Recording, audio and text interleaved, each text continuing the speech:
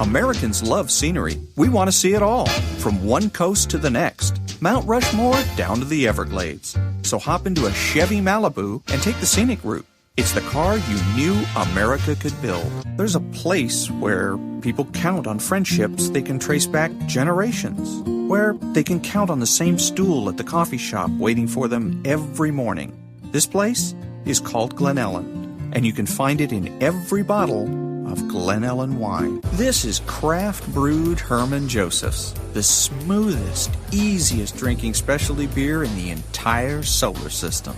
And I believe you'll find drinkable in the dictionary right after don't order a beer you can't drink. Zoingo! Boingo! The freestyle pogo with more boing, more bounce. Bounce further, bounce higher with Zoingo Boingo. To see what makes Arrowhead Mountain Spring water different from those other waters, you have to go back to the source. And with Arrowhead, that means going back a little farther and longer than most. Between security challenged and security strengthened, there's one important word: how. And it is the how that makes all the difference to our nation and our world. Lockheed Martin. We never forget who we're working for. What makes Kraft Singles so good? 2 out of every 3 kids don't get the recommended amount of calcium. But with Kraft Singles, they get a good source of calcium and the taste they love. Kraft Singles. Magic every single time. Throw boring overboard with a new real meal from Long John Silver's. A meal worthy of a plate, just $4.99. Only at Long John Silver's. We may not all be geniuses, but we can all do something smart. Introducing the Hyundai 199 Sonata Lease. It's a smart deal on a really smart car.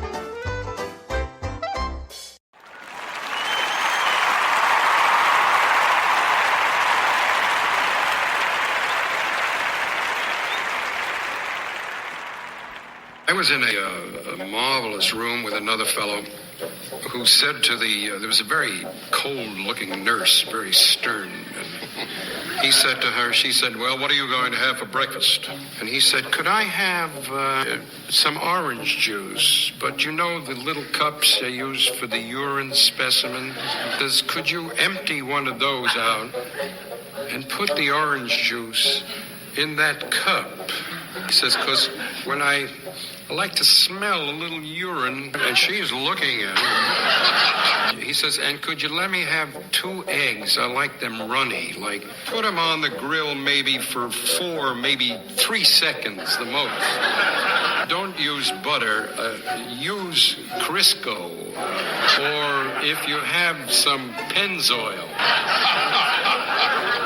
He says, "And give me some bacon. I want it raw, if possible. I want raw bacon, and I want coffee left over from last week."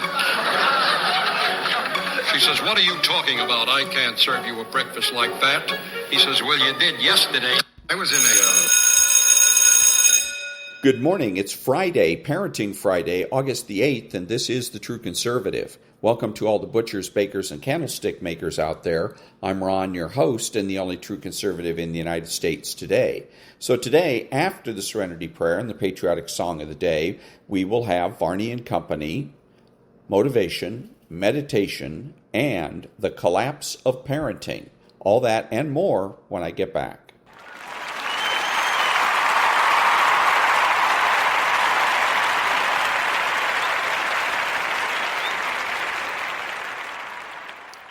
God, grant me the serenity to accept the things I should not change, the courage to change the things I should, and the wisdom to know the difference.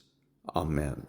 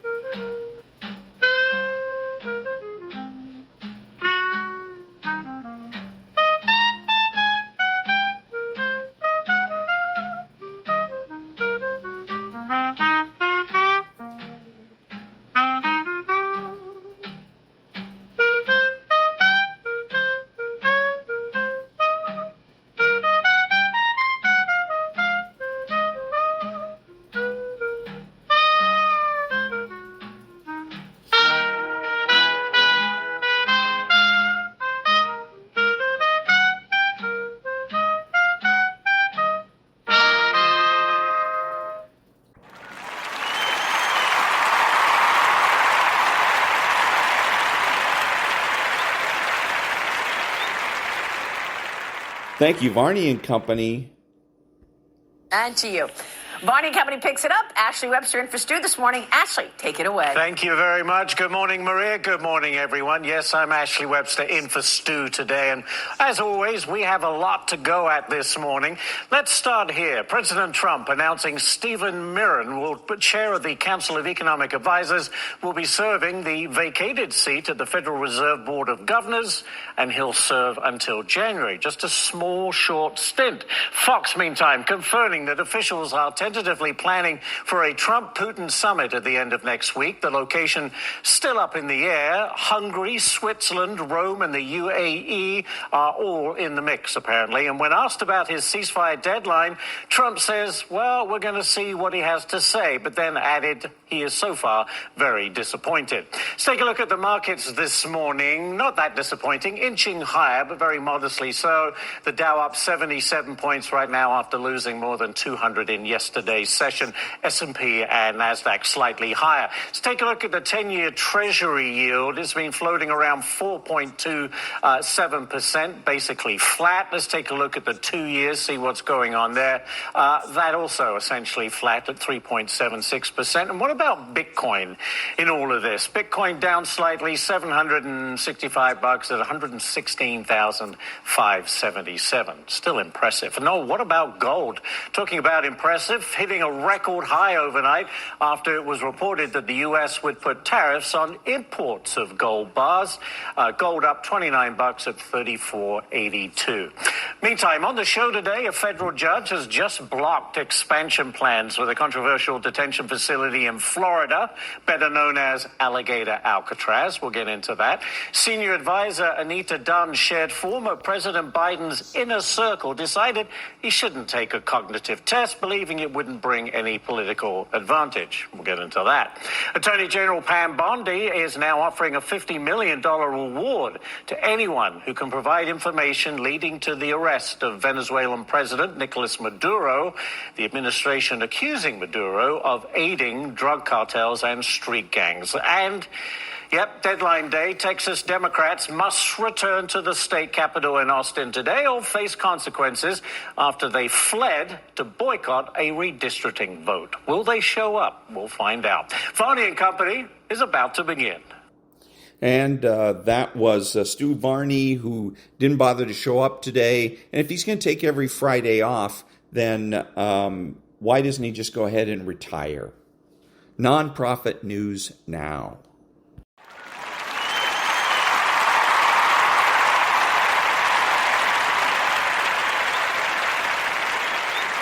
Thank you now, Jessie Watters. Stop what you're doing and duck under your desk. Democrats are saying the N-word. This is very dangerous. That everything we're doing right now smacks of the Cold War. And what we're talking about is launching nukes at each other. If you launch missiles at us, we have to launch missiles at you, and it will never end. Countries only threaten to use nukes when their very survival's at stake. The fact that Democrats are threatening to go nuclear is a tell. I want the country to have a completely nonpartisan drawing of the lines based on the census. But if they're going to do that and go nuclear, so am I. Have you noticed what Democrats have been willing to die for?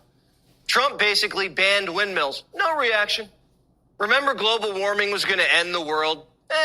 Guess not. They firebombed Teslas. Why? They did that because Doge discovered USAID. That was their little money laundering racket. They went to the mattresses for that. When else did Democrats get violent? ICE raids. They rioted to keep illegals. Now, why do they want to keep illegals here so badly? Political power. Illegals' kids will vote Democrat. But also, illegals are counted in the census, and the census determines congressional districts. So the more illegals you have in New York and California, the more House seats Democrats get. These are the three legs to the Democrat bar stool: USAID, illegals, and gerrymandering.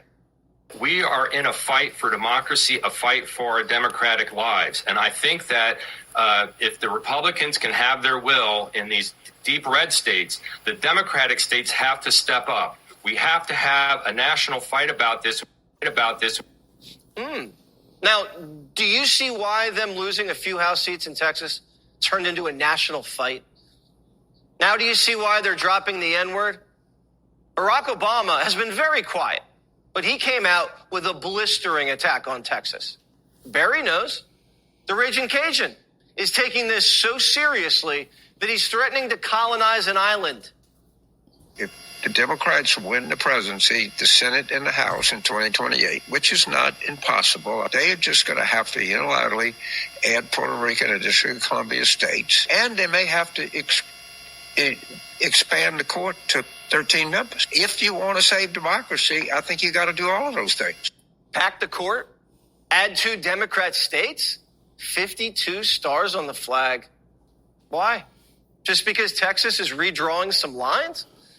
This type of battle cry to save democracy is reaching the same fever pitch that we heard right before Butler. Now, some people say, let's only kick out the criminal illegals. Let's wait till 2030 to redistrict. Let's just chill on Doge. You're playing into their hands. The Democrat Party has waged unrelenting political warfare for 3 decades. The president's been shot, spied on, arrested, impeached twice. We've been debanked, censured. Republicans' homes have been raided. Republicans have been shackled, investigated, abused. The country was invaded. Our tax dollars are being stolen by their nonprofits. Their schools are indoctrinating our children. They're conducting sick operations on them. They've corrupted athletics, staged coups, been caught ballot harvesting. I wonder. It's been a bloodthirsty battle for power, and we haven't even been fighting until now. Finally, Trump's fighting back. And this time, he's not fighting for his own political survival. The Democrat Party is. They just lost 7 swing states. Donors lost over $1 billion. They're struggling to defend the biggest cover-up in U.S. history, and the party's broke, and the least popular it's ever been. Kind of makes you realize they've only been competitive because of shenanigans. Let's not forget, Democrats rigged the 2020 census by including illegal aliens. Remember, they sued Donald Trump. They sued the administration. They fought tooth and nail to include illegal aliens in the census. 20 to 30 of House Democrat seats wouldn't exist but for illegal aliens. We're not going to take it anymore. Trump's drawing a line in the sand. He wants illegals out of the census and out of the country. Quote, I have instructed our Department of Commerce to immediately begin work on a new and highly accurate census based on modern day facts and figures and, importantly, using the results and information gained from the presidential election of 24. People who are in our country illegally will not be counted in the census. Democrats used illegal immigration and gerrymandering to rig the map and boost their power in the House. And Trump's saying no mas. With the way the census works, it has to be done in the year that ends with 5. So Trump's on the clock. MSNBC says if he does, Democrats are getting nuked. Could really be the unraveling of our democratic system if we start getting into a situation where states are just trying to rack up the numbers and paying no attention to their constituents. Americans put Trump in office for this exact reason, to unravel a corrupt system. A system where politicians got rich off insider trading and got powerful from illegal immigration. Every Republican state should look at the battle lines and do what's right. It's unacceptable to count illegals in a census that gives Democrats back the House. Do you want to give them back the House based off funky numbers so they can have an impeachment hat trick and slow down deportations and keep sending millions of dollars to Guatemala for sex changes and hold hearings on DEI? Nancy Pelosi says if she gets back in power, she wants to start cutting off your kids' dinglings again. That is something that I'm working for at the national level, and we have, how can I say, are hoping that we can have gender affirming here for our trans kids, and that it's a sad thing for us. There's too much at stake. We have to lock in voter ID. We have to gerrymander the reds, kick the migrants out of the country and the census, and get to the bottom of the Biden cover-up. And finally, get accountability for the scoundrels who criminalized America first. But none of this works if we don't round up bad hombres. This is the kind of thing where people have to step up. I'm stepping up. Hopefully, a whole bunch of other former officers, former ICE agents will step up, and we'll meet those recruitment goals immediately, and we'll help protect this country. If you believe in America first, join ICE. You get a $50,000 bonus, and you get to jump out of a van and tackle illegals with Superman. Homan says his phone's blowing up. I actually used to have a LinkedIn account, and I had to shut it down because I had thousands and thousands of people reaching out to me. Bottom line is you got a lot of patriots. We're talking about the possibility of extinguishing a political party. This party's on the ropes and could be out of power for a very long time if we follow through. They're actually powerless to stop the movement. It's why they're pulling stunts to fool their base into thinking they're fighting. Trump's using the system they created to win. So Democrats are forced to go outside of the system to save what's left of their party. They've been reduced to locking themselves in ICE jails and claiming Homan threw away the key.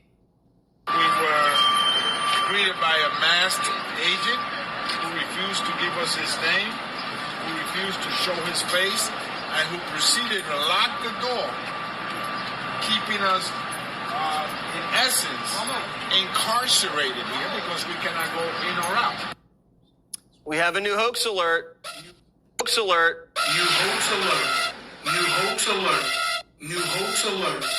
Homeland Security says this. This is deeply unserious. The members were not trapped and were free to leave whenever they would like. In fact, the BOP, which manages this facility, had to close the gates to prevent the media from trespassing.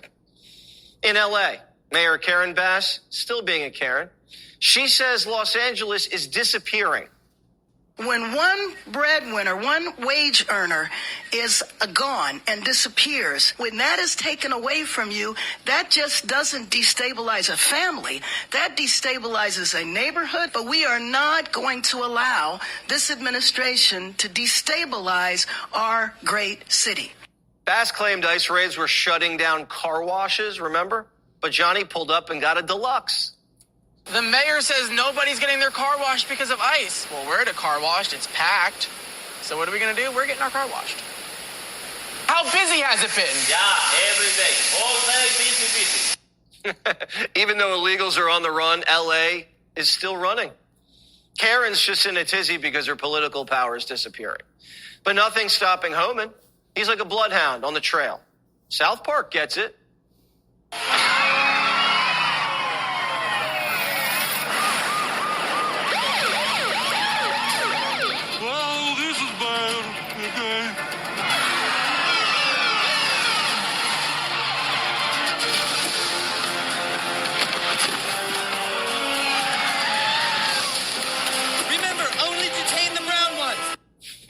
President Trump's political fortunes are improving. CNBC has his approval rating surging 2 points over the summer.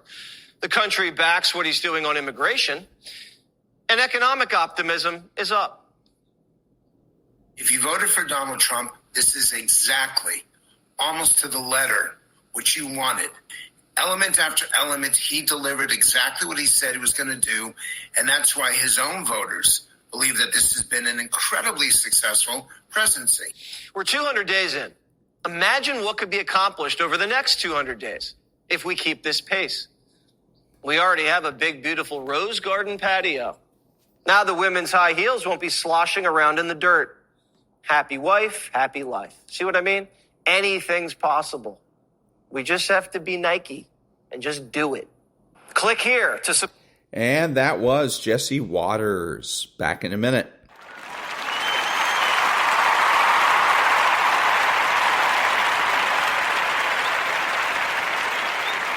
Thank you. And now, motivation. Isn't it crazy that you can barely control you? You can barely control your own actions. You know what you need to do. You know what you need to do. It's in your mind right now, but you don't feel like doing it. You don't feel like getting up. You don't feel like doing the work. You don't feel like working hard. And if you don't feel like working hard, if you don't feel like getting up, then you better feel like losing. You better feel like getting weaker, because that's what's going to happen. That thing that you have to do that you know sucks, whether it's squats or your workout or going for a run, or some paperwork or a project or cleaning up, well, the longer you wait, the longer it takes. What you need to do is brainwash yourself, indoctrinate yourself, repeat your sacred chant that discipline equals freedom. Mold yourself into who you want to be. At some point, you're going to have to learn to be disciplined. You're going to have to learn, if you say you're going to wake up at 8 o'clock, you're going to get up at 8 o'clock, no matter how you feel. And to get to the next level of success, you can't just have energy when you got energy.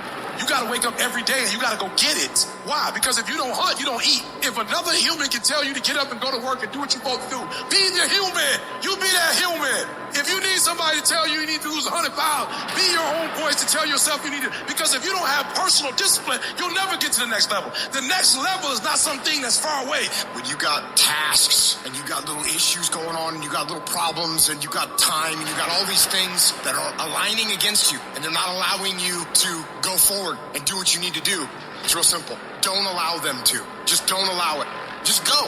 And procrastination dies. You are moved, but you're not responsible for your move. Everything is external that moves you. Now I want you to start moving yourself internally. I want you to be able to push your buttons and not let anything else push your buttons. You hear people say all the time, like, yo, I was feeling it, now I ain't feeling it. That's on you. You control your feelings. Don't nobody else control your feelings. So when you tell me I ain't feeling it no more, it don't got nothing to do with something external. It's something internal that you ain't pushing no more. It wasn't the car or house that pushed you. You pushed you. It wasn't the house or the car or the money that pushed you. You pushed you, but you told yourself it was those things. You pushed you. You moved you. So if you're not being moved, that's on you. You're doing something wrong. You're not being able to go inside and push the right buttons. You gotta move you every single day. If you get to a point in your day and you down and out, if you get to a point in your day and you exhausted, you get to a point in your day and you're not feeling it, you can stop right there and change the mood. Get your butt up and find the strength to do what you're supposed to do. Like, yo, stop compromising. Just grind. Keep playing the game. Keep grinding. Keep working. And that other stuff will take care of itself. I need you to grind every single opportunity you get, every chance you get. And I need you to grind on the little stuff. Just be consistent. Wash the dishes and wash the dishes 100%. Mop the floor and mop it 100%. Go to work and do your work. Don't just go to work when you feel like it. Go to work every single day. Work on it every day. Even when you're down and out, even when you're not feeling it, still do it. You got to feel that momentum. Sometimes it ain't about being the most talented. Sometimes it ain't about being the smartest. Sometimes it's about consistency. Consistency. Just keep doing it and keep doing it and keep doing it. You never stop. You never give up and never quit. Day after day. Play after play. Second after second. Minute by minute. Are you hearing what I'm saying? You have to decide that you are going to be in control. That you are going to do what you want to do. Weakness doesn't get a vote. Laziness doesn't get a vote. So next time you are feeling weak or lazy or soft, tell those feelings they don't get a vote. You are declaring martial law on your mind. Mind control. Every human being that is not successful versus every human being that's successful, the only difference between them is mental toughness. One group, when they come up against trials and tribulation, they shrink. And mental toughness says, not only do I climb that doggone mountain, I enjoy climbing the mountain. I get a kick out the mountain. I get a kick out the weights. I get a kick out of going up against the number one team. I get a kick out of going into the 6th, 7th week. I get a kick out of fatigue. I get a kick out of the grind. I get a kick out of it. If you can get through to doing things that you hate to do, on the other side is greatness. And that was a little bit of motivation. Back in a minute.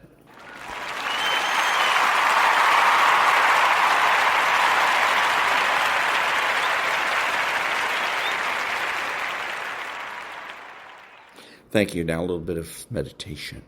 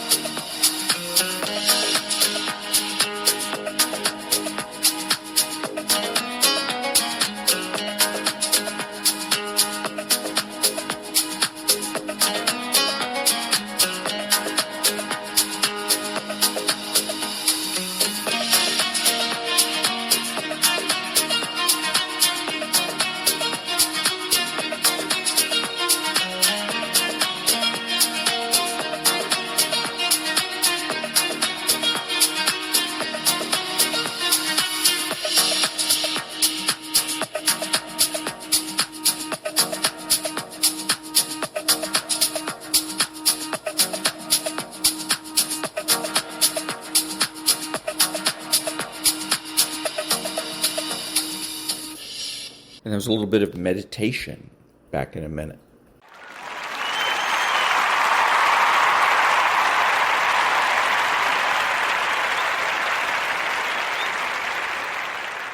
Thank you. And now from one of my favorite YouTube accounts, Dr.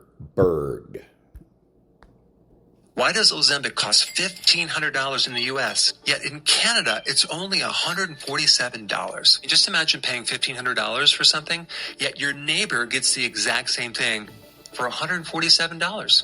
This is a dirty little secret that doesn't involve the drug. It doesn't even involve big pharma. It involves an invisible middleman that you've never heard of that literally makes more than 10 of the top drug companies combined. What you're about to learn will explain why healthcare might seem to be a broken system, but it's not broken at all. It works perfectly. It's just not a system that's working for you. We're talking about a shadow system that has hijacked drug prices, and they are called the pharmacy benefit managers. Think of it like this. So you go to a restaurant and you order a burger, okay? And let's say that burger costs $15. But before your order goes through, some guy steps in and says, hold on, if the restaurant wants to sell you that burger, they need to pay me $5, and if not, you can't have the burger. Think of them as the toll bridge between you and drug prices. But the PBM isn't just collecting the toll. They're also controlling which cars can pass. They own the bridge.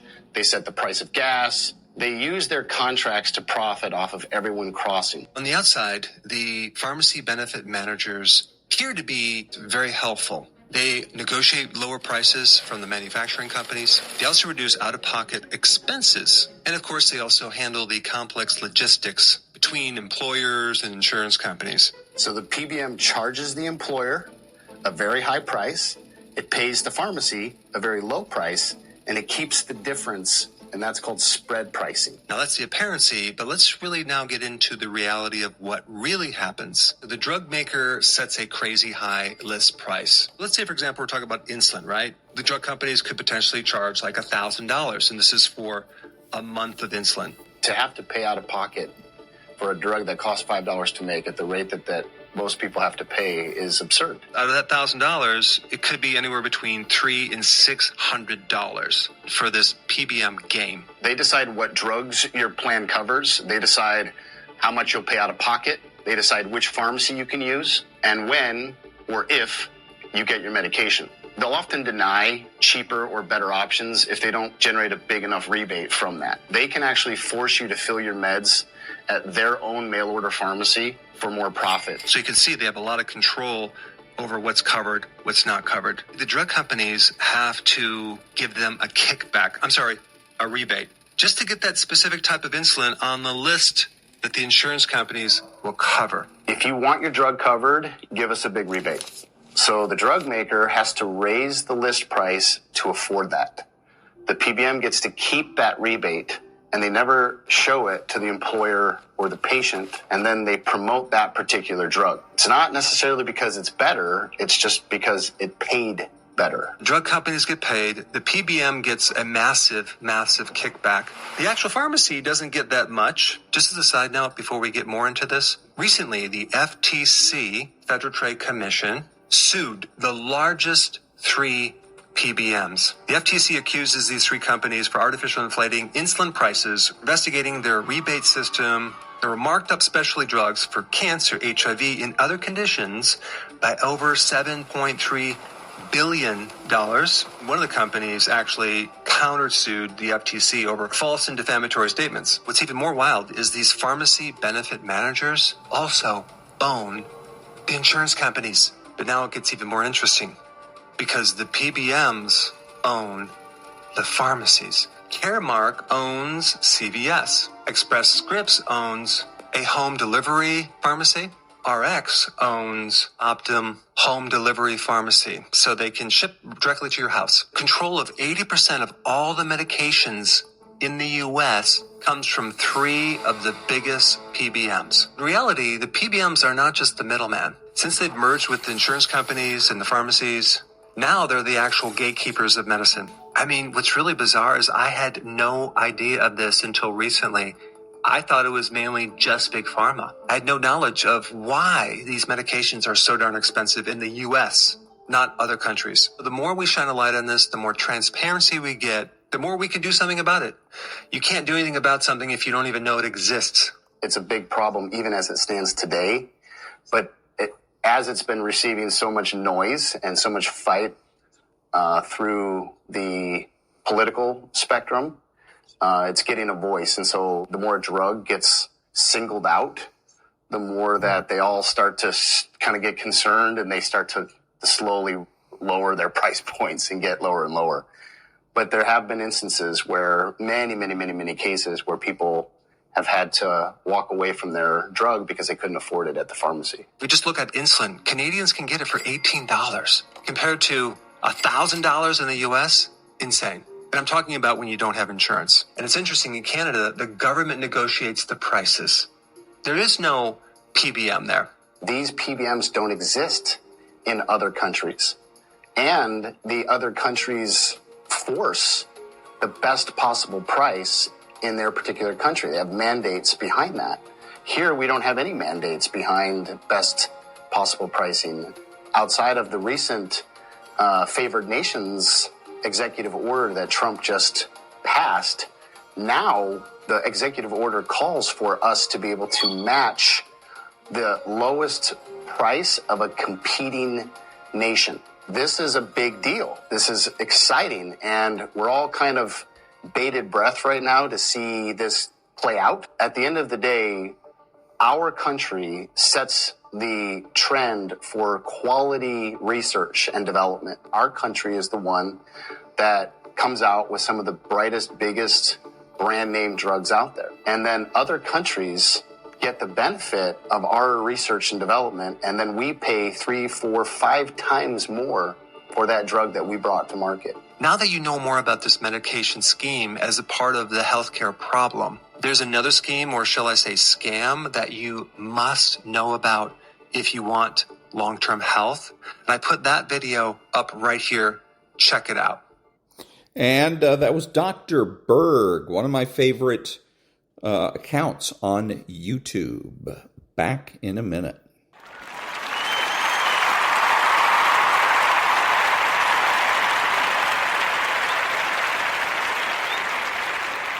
Thank you. And now an article 80 years later, or actually 80 years after, from the American Thinker by Nathan Stone. Quote, if you find yourself arguing that it's a good thing to drop nuclear weapons on people, then you are evil, unquote.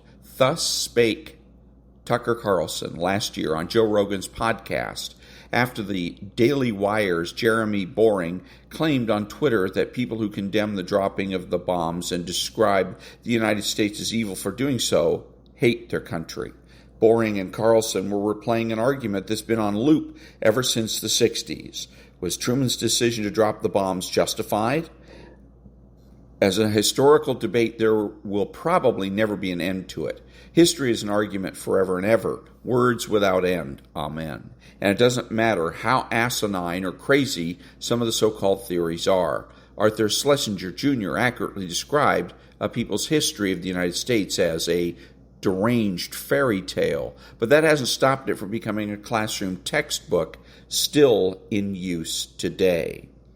What is most infuriating about Carlson, Candace Owens, and the other America Sucks conservatives is not that they are asking stupid questions, is that they are wrapping themselves up in the mantle of patriotism for doing so, condemning not just Truman, but the United States as a whole for the bombings is, to these people, quote, the most patriotic thing an American can do, unquote, an act that separates the patriot from the American barbarian.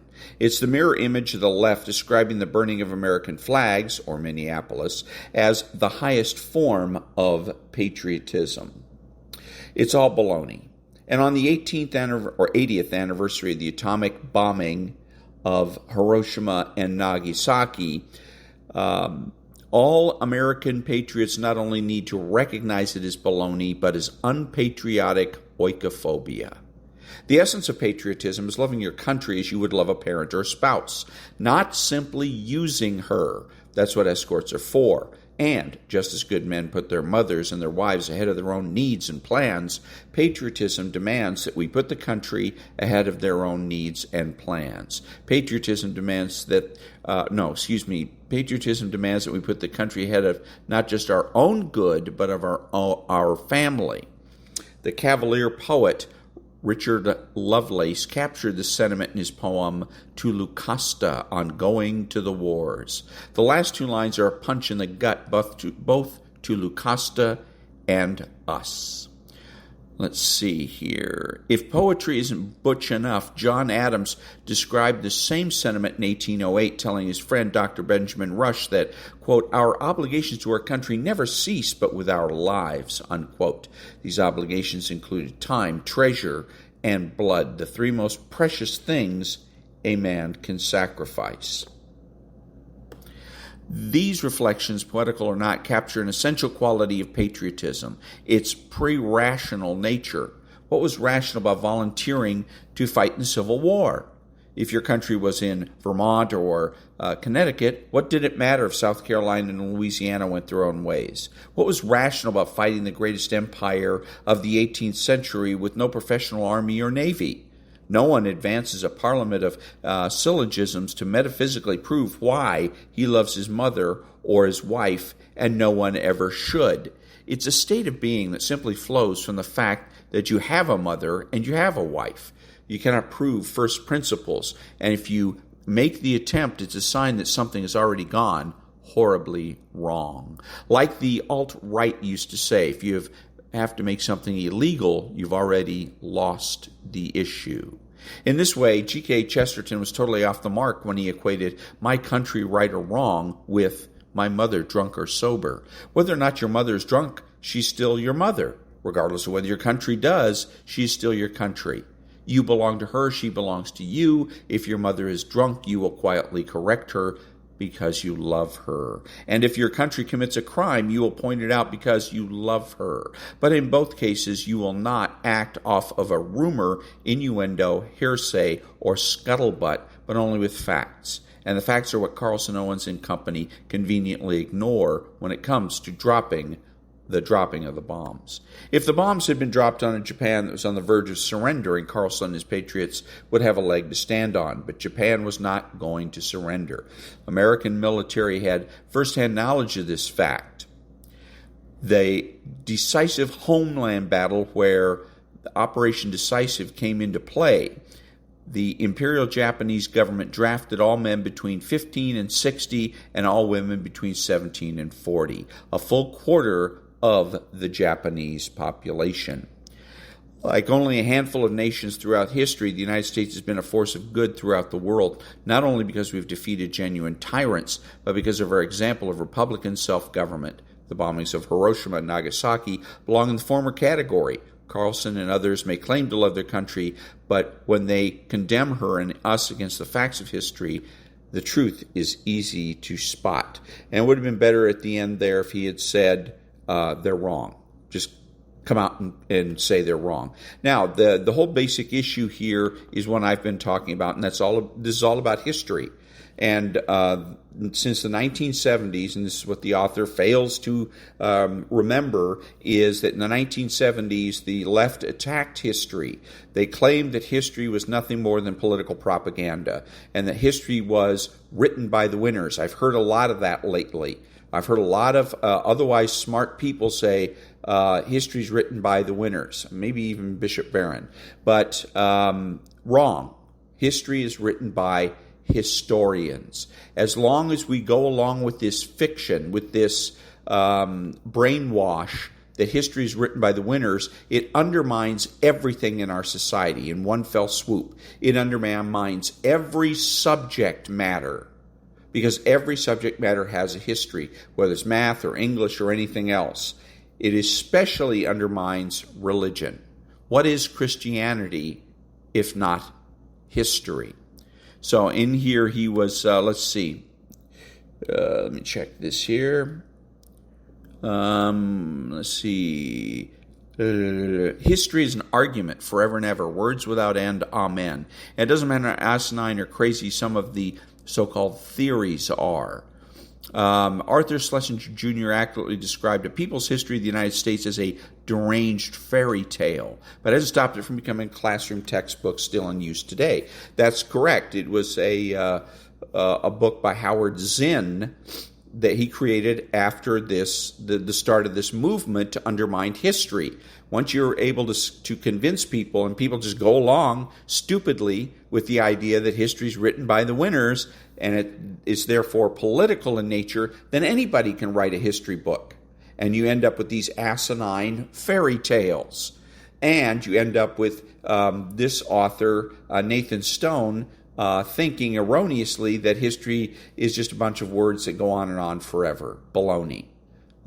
History is like any other form of knowledge. We know what we know until we know better.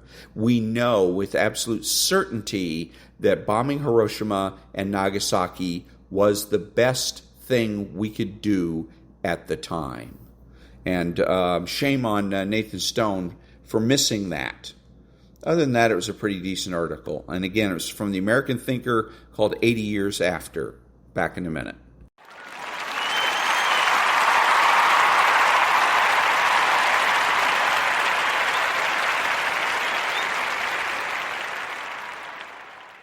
Thank you. And now, the collapse of parenting.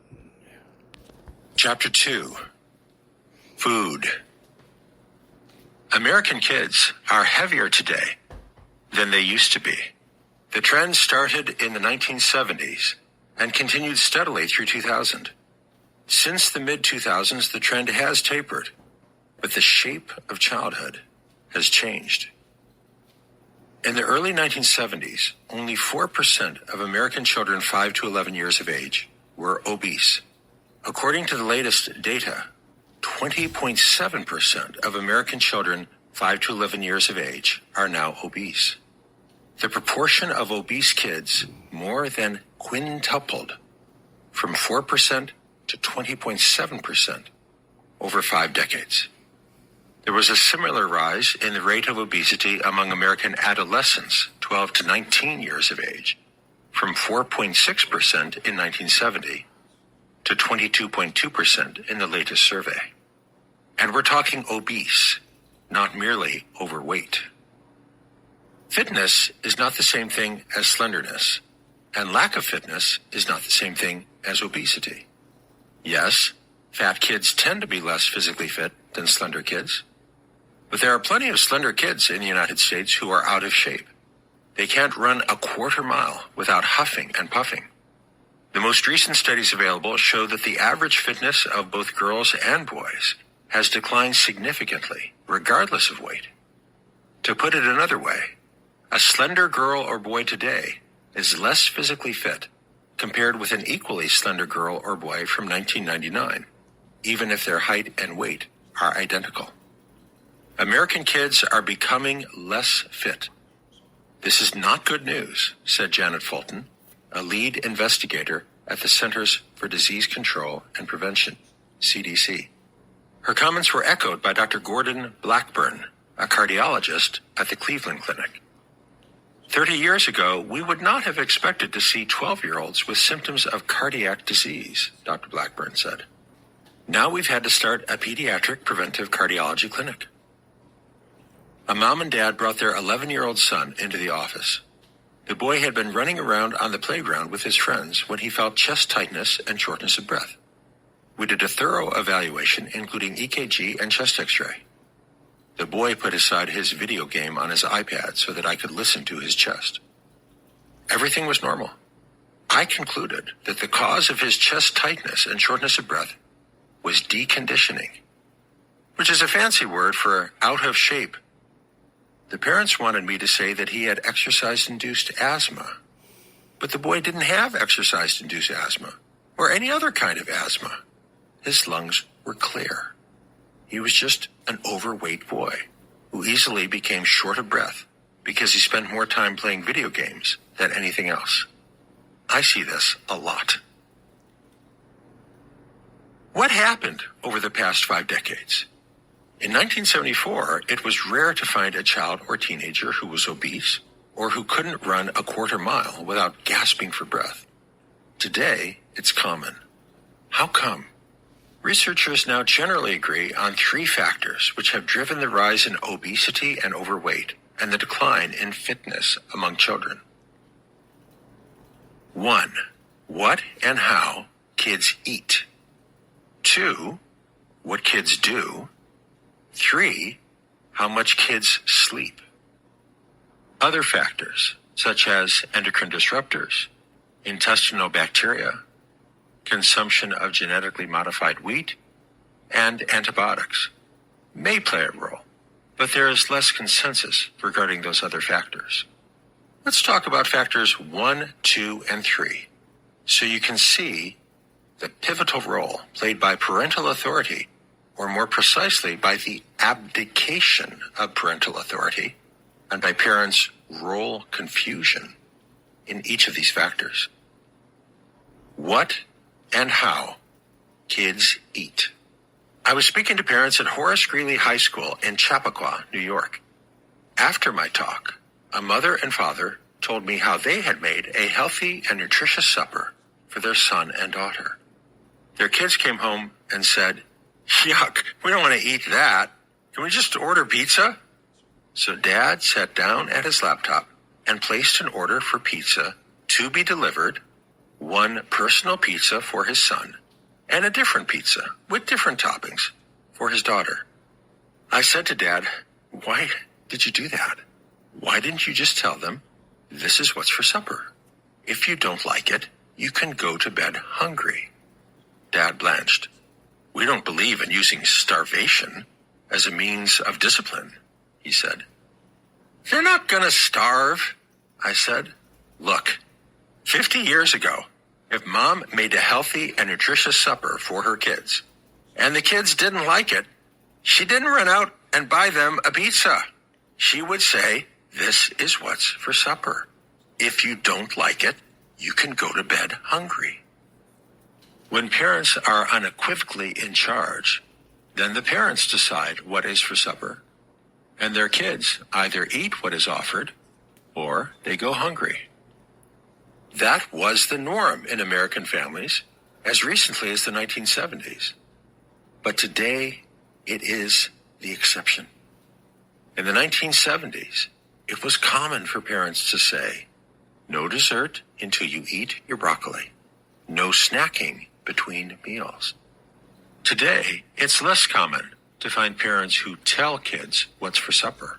Instead, it's more common to hear of parents who ask their kids what the kids want for supper. When you ask a 12-year-old what they would like for supper, there are some kids who will choose broccoli, Brussels sprouts, cabbage, cauliflower, spinach, asparagus, and kale. Good for them. But many other kids will choose pizza, French fries, potato chips, and ice cream. Most 12-year-olds, and many 15-year-olds for that matter, are not competent to choose what's for supper. That's why they have parents. But when parents abdicate their responsibility and let kids decide what's for supper, one result is more fat kids. Parents, especially affluent parents, now commonly carry bags of snacks in the car on the way to and from school. Heaven forbid that the child should experience even a moment of hunger. "I don't want them to get hypoglycemic," is the answer one parent gave me when I saw her toting a cooler of refrigerated snacks into the car for the 30-minute trip to her children's private school. I didn't criticize. Better that the kids should eat carrot sticks from home than they should stop at a Burger King for a cheeseburger and fries. New evidence suggests that allowing kids to have on-demand access to food may be one factor promoting obesity, independent of the total number of calories consumed. Ad-lib feeding throughout the day appears to disrupt circadian rhythms, interfering with normal metabolism and disturbing the balance of hormones which regulate appetite. Studies with laboratory animals have found that animals with access to food whenever they want it become fatter than animals that have only scheduled access to food even when the total calories consumed is kept the same in the two groups.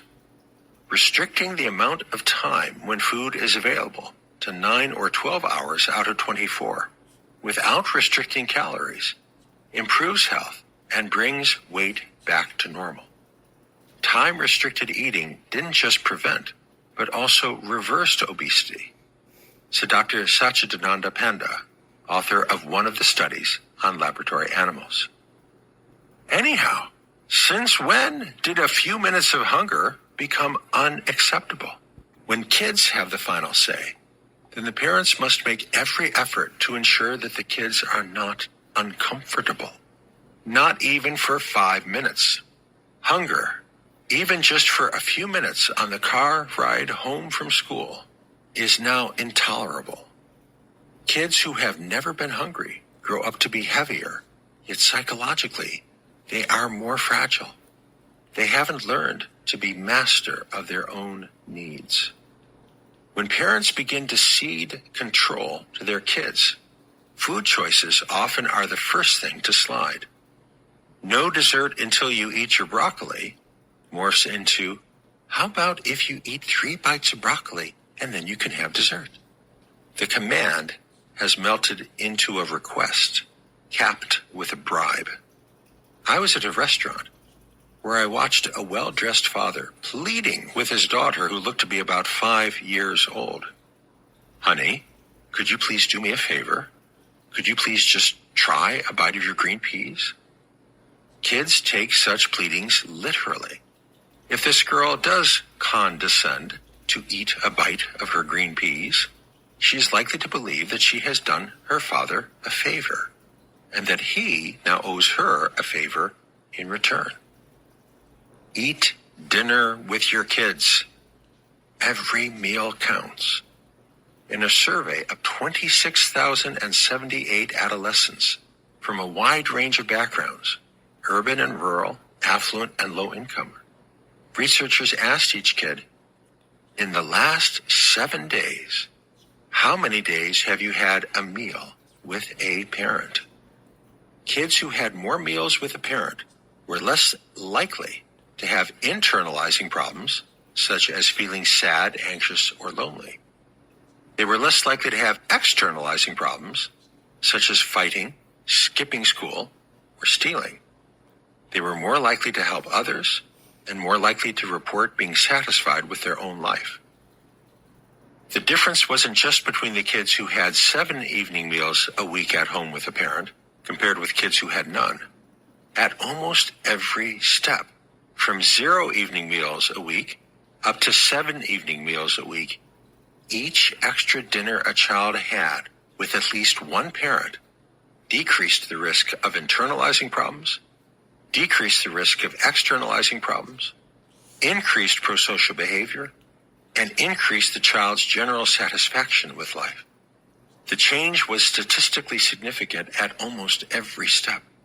For example, when you compare kids who had 6 dinners per week with a parent with kids who had 5 dinners per week with a parent, you find that kids who had 6 dinners a week enjoyed significantly better well-being, demonstrated significantly more prosocial behavior, had significantly fewer internalizing problems, anxiety and depression, and significantly fewer externalizing problems, acting out, fighting, compared with kids who had 5 dinners a week with a parent.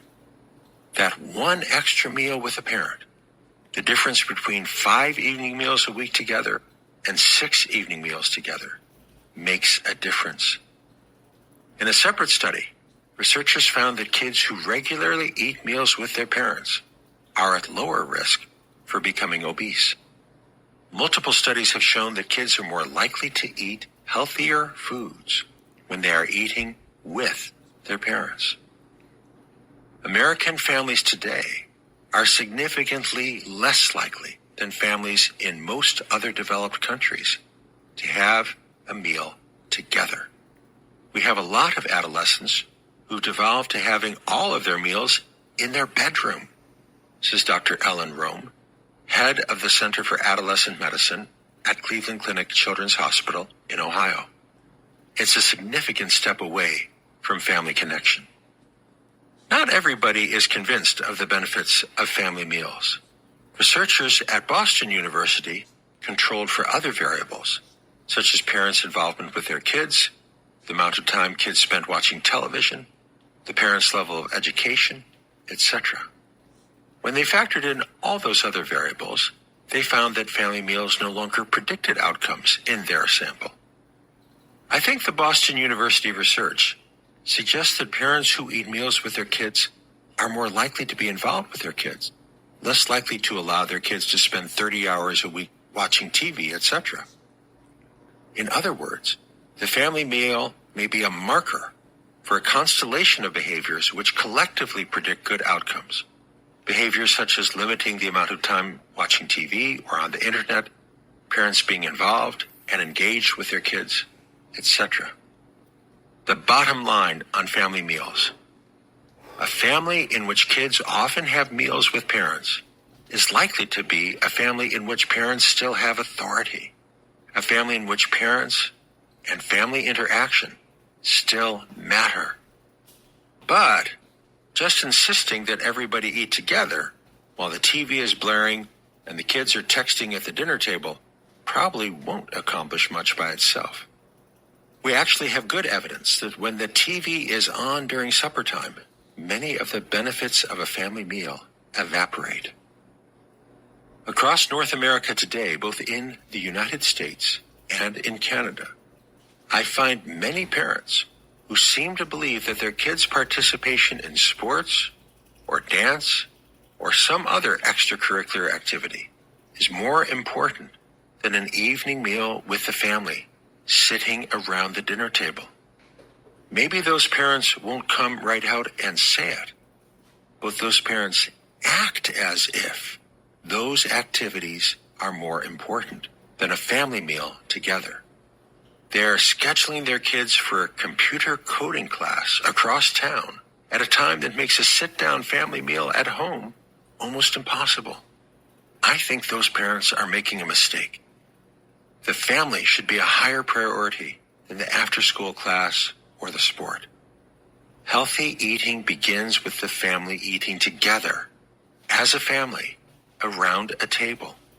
Scarfing down food in the car on the way from one activity to another doesn't count as a family meal. Maybe once a week, if necessary because of unusual demands, might be okay. But when you make a habit of having your kid eat a meal in the car on the way from computer coding class to travel team soccer, day after day, week after week, you are sending the unintended message that all these extracurricular activities are more important than enjoying a relaxed meal at home with family. Don't send that message. What kids do. American kids are substantially less active compared with American kids 50 or 60 years ago. The most common leisure activity of American kids in 1965 was outdoor play. American kids today are more likely to be sitting in front of a TV or computer screen. In 1965, the average American spent just 10 hours a week watching TV. Even more importantly, in 1965, most American households had just one TV, which meant that the parents and children were watching TV together. There were only 3 television channels in 1965: ABC, CBS, and NBC. Cable television didn't exist. In the late 1960s and early 1970s, daytime television meant soap operas such as the World Turns, Love is a Many-Splendored Thing, and General Hospital. Not the sort of thing that kids wanted to watch. According to the latest nationwide survey, the average American 8 to 12-year-old now spends more than 38 hours per week being entertained by an electronic screen, whether a TV or a laptop or an iPad or a cell phone. The average American teenager now spends more than 60 hours per week being entertained by looking at a screen. When I was growing up in Ohio in the 1960s and 1970s, most of the kids on my block, and definitely all the boys, spent their free time outdoors. We came inside for meals, but that was pretty much it. Our backyard was so worn down from our games of baseball that 3 years after the last of us had moved away, you could still see where the pitcher's mound and the bases had been. Not long ago, a mother I know said to her 11-year-old son, "It's such a beautiful day. Why don't you play outside?" He answered in all seriousness, "But where would I plug in my Xbox?" American children have less free time for play than they used to, and the play is more likely to be supervised and organized by the grown-ups. But the biggest change is simply that many American kids today would prefer to play with an electronic device rather than go outside to play hopscotch or jump rope or dodgeball. Many school districts have even banned some traditional American games, such as dodgeball, because of liability considerations, because of the belief that such games promote bullying, and because of the concern that such games might lower a child's self-esteem. Turn off the screens and get your kids outdoors. Go outside and play with them if you can. If your children are within walking distance of the school and you live in a safe neighborhood, why not ask them to walk to school? In 1969, 41% of American kids either walked or rode their bike to school. By 2001, that proportion had dropped to 13%, and there's evidence of further declines since 2001. If there's a grocery store within a mile of your home, then take a daily or every other day walk to the grocery store with your child and carry a few bags home. Encourage your kids to do more and sit less. But you can't just talk the talk. You have to walk the walk. Practice what you preach. If the store is 3 blocks away, as I just said, walk, don't drive, and encourage your kids to walk with you. How much kids sleep? In recent years, researchers have recognized that getting less sleep at night appears to lead to overweight and obesity. This effect appears to be more pronounced for children and teenagers than it is for adults.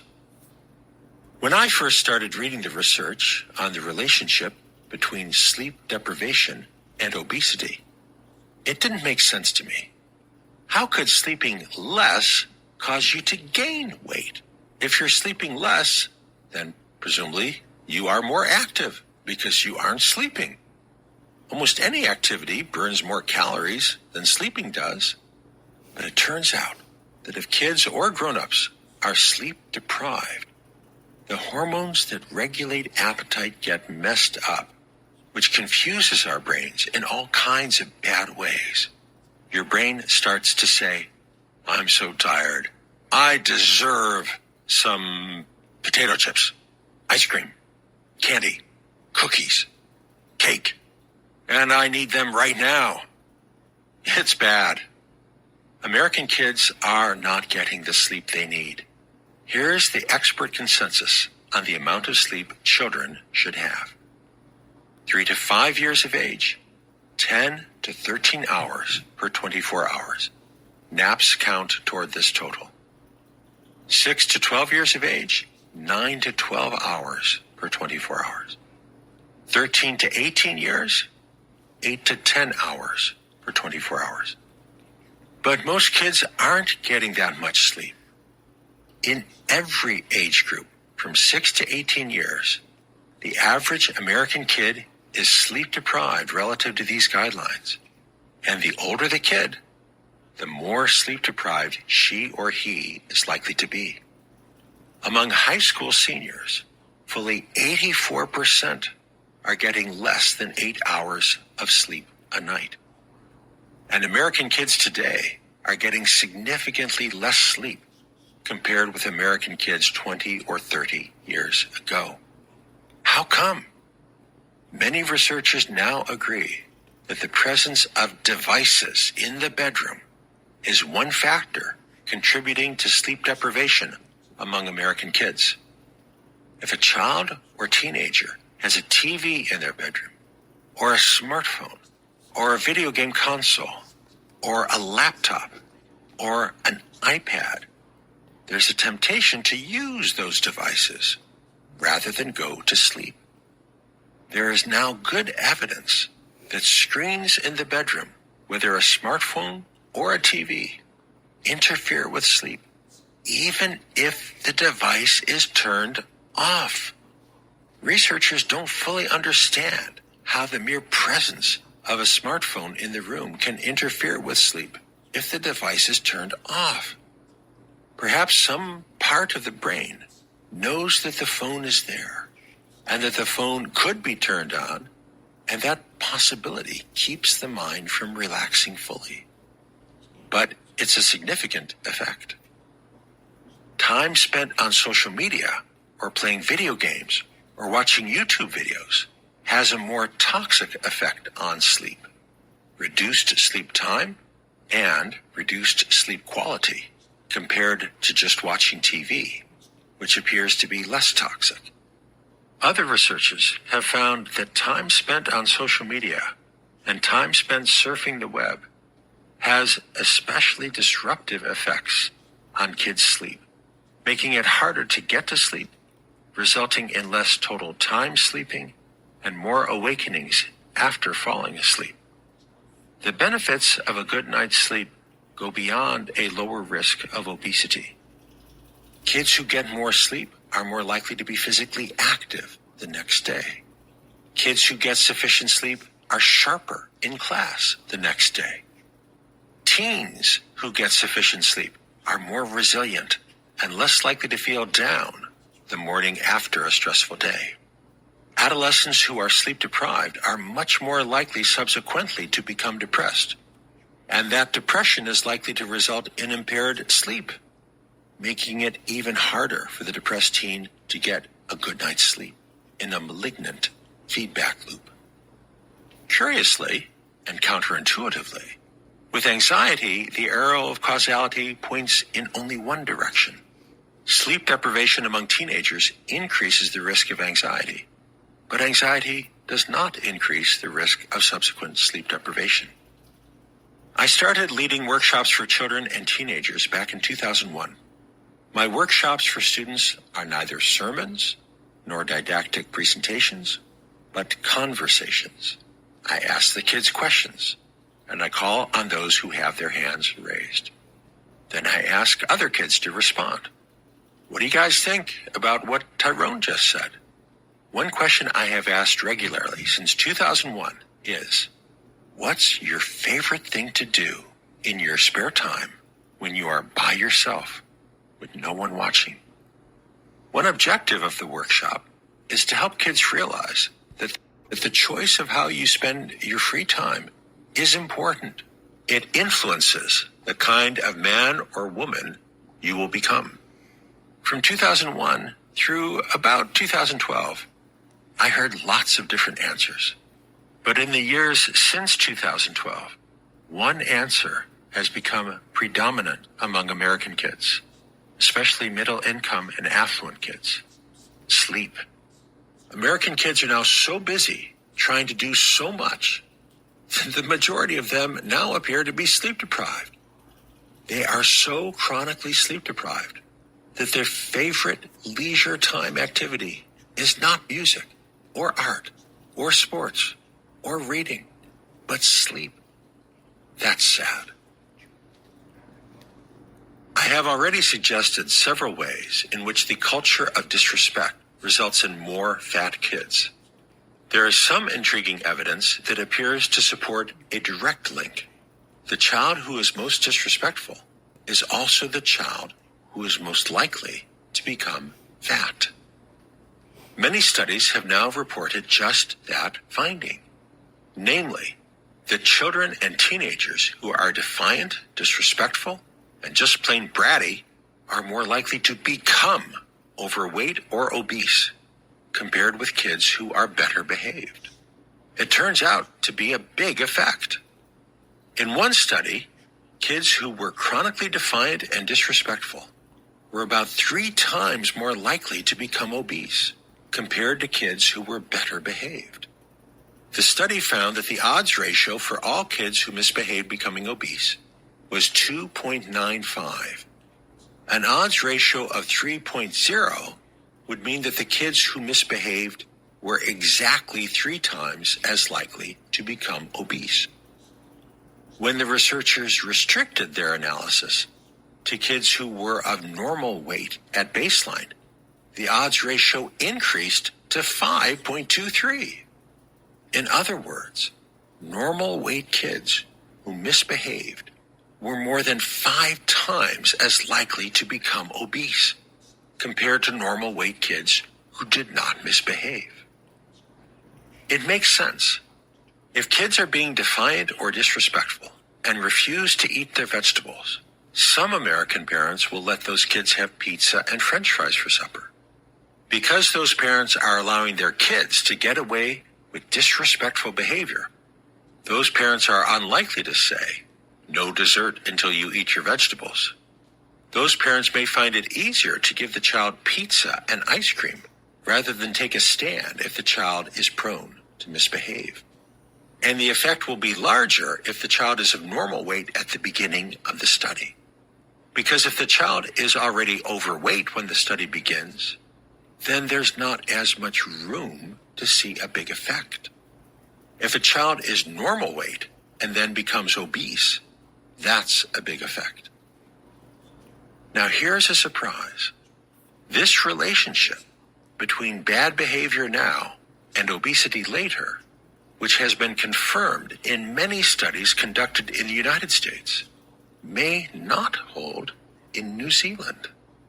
Only one prospective study on this topic has been conducted in New Zealand, but in that one study, girls who misbehaved were somewhat less likely to become obese compared with better behaved girls. Boys were not studied. The researchers speculated that the badly behaved girls in New Zealand may weigh less than good girls because the bad girls are more likely to smoke cigarettes. I am not persuaded by that conjecture. Bad girls are more likely than good girls to smoke cigarettes in the United States, just as in New Zealand. I propose a different hypothesis, based on my conversations with parents and teens across New Zealand, in Auckland, Hastings, Hawke's Bay, and Christchurch. I haven't found many parents in New Zealand who would permit their daughter or son to decide what's for supper. I suspect that if parents in New Zealand prepare a healthy supper, and they happen to have a defiant and disrespectful daughter who refuses to eat what the parents have prepared, then that girl is going to go to bed hungry, which, over a period of months or years, might cause her to lose some weight. It's not the end of the world. She won't die.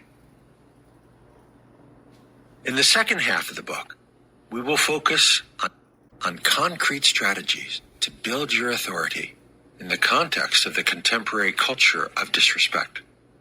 But those strategies will be effective only if you begin with confidence about what you're trying to teach your child. Here's what you need to teach regarding diet and exercise. Eat right. Broccoli and Brussels sprouts come before pizza and ice cream. Prioritize the family. Make time for suppers at home with at least one parent. Eat less. Don't supersize. Prepare small servings and insist that kids finish everything on the plate, including vegetables, before they get second helpings. Exercise more. Turn off the devices. Go outside. Play. You can do this. So that was Chapter 2, Food, from The Collapse of Parenting, How We Treat Our Kids, Hurt Our Kids When We Treat Them Like Grown-Ups. And the thing I object to in this chapter is the fact that he blames all Americans, all parents, all American children are fat.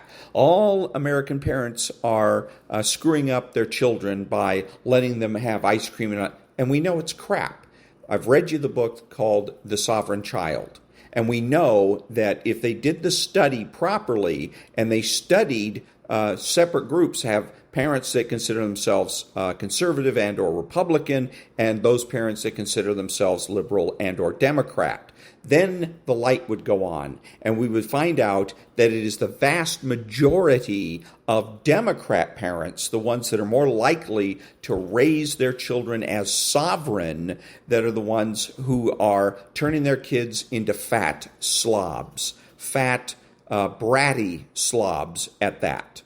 Okay, and that the normal parents, the conservative and Republican parents who raise their children properly, as he says, sitting down at the table to eat, etc., and monitoring their snacks, etc., those are the ones in which you're going to find very little obesity or brattiness, for that matter. Remember, when they're talking about they eat what they want, it also means eat when they want. That's why that liberal mom, was packing snacks to go to pick up their child half an hour drive away. Because as soon as they get there, then their bratty children are going to be demanding to eat something. And mom doesn't dare say no, because mom is basically nothing more than an innkeeper and a chauffeur. We used to hear about that, not only me and my siblings, but everybody. All my friends in school used to hear about that from their parents. Hey, what do you think I am, your chauffeur? What do you think I am, your cook, your maid, this isn't a hotel. Clean up after yourself. Do this, do that, do the other thing. And if they picked us up from soccer practice and we were coming home, we said, we're hungry. Wait till we get home. Dinner will be served shortly after we get home. That's what we heard. There was no ice bucket filled with snacks when we got there. Because we didn't run the household. They did. And so you find that the parents that act like that are normal, are the ones that are going to have children that are properly behaved. And he should make note of that. Back in a minute.